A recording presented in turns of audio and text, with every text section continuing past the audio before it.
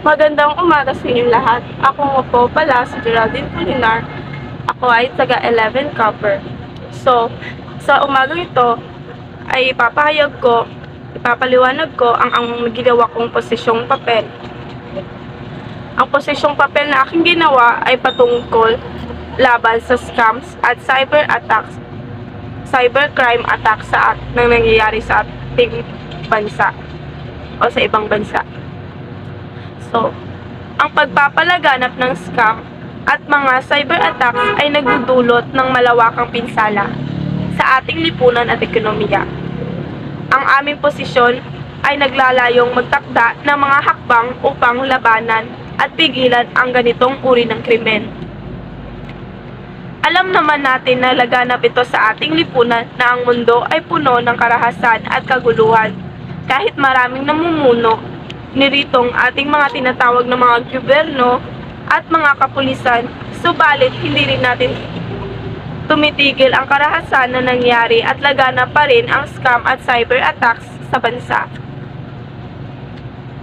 Sa kasalukuyang panahon, ang mga individual at komunidad ay labis na naapektuhan ng mga scam at cyber attacks. Ang mga ito ay nagresulta sa pagkawala ng pera, pagkompromiso ng personal na impormasyon, at pagkasira ng reputasyon na siyang nagdulot ng pagbaba sa ekonomiya. Mga kriminal ang gumagamit ng iba't ibang uri ng teknolohiya upang manloko at manakit ng mga tao online na espasyo. Labis itong nakasira sa bawat isa, lalong-lalo na ang mga naging biktima. Upang labanan ang ganitong uri ng krimen, mahalagang magpatibay ng batas at reputasyon laban sa cybercrimes at mga scam na nangyari sa bansa.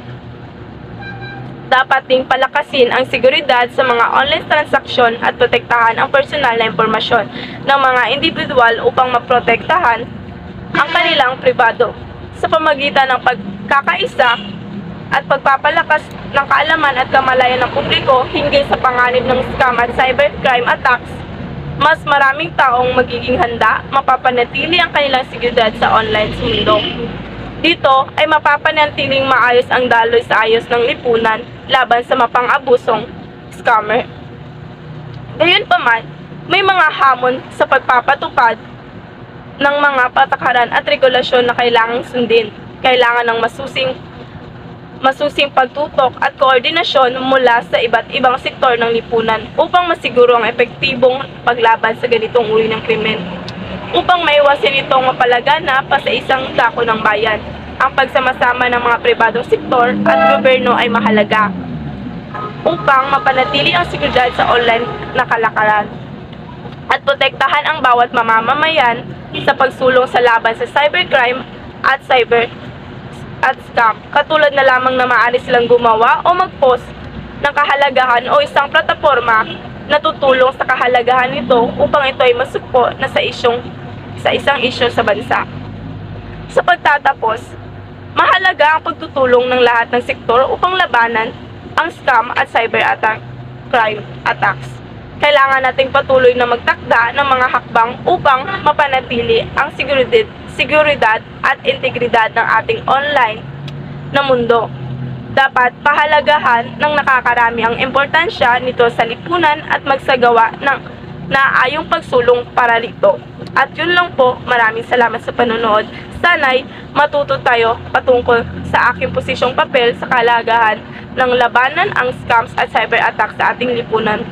Maraming salamat!